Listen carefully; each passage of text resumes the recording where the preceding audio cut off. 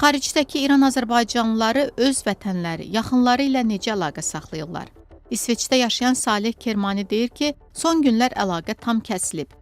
Çox əndişəliyik. Məsələn, indi savaş başlayandan internetlər kəsilib. Deməli, içəridən çox ciddi bir bilgi ala bilmirik. Ailə üzvləri ilə, milli fəallardan, heç kəsdən.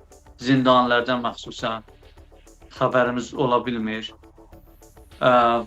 Bəzi xəbərlər yayılıb. Məsələn, Urumiyədə dünən bomba nəticəsində bir ailənin 6 üzvü bərabər ölüblər. Sivil insanlar.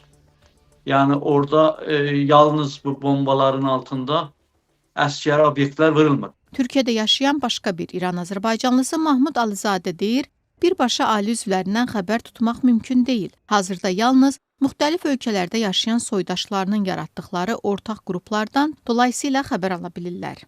Sosial şəbəkələr vasitəsilə bizim soydaşlar yurt dışında bir araya gəlincə WhatsApp qrupları var. Oradakı söhbətlərdən təxmin edirik ki, durum gedişat necədir?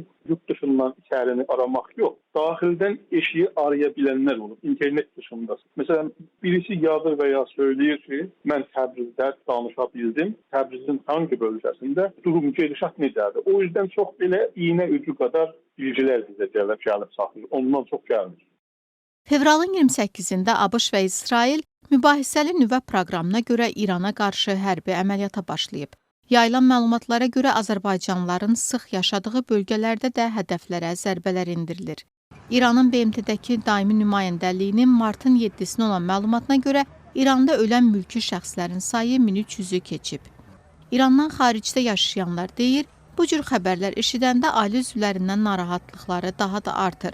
Amma İrandan məlumat almaq da günü-gündən çətinləşir.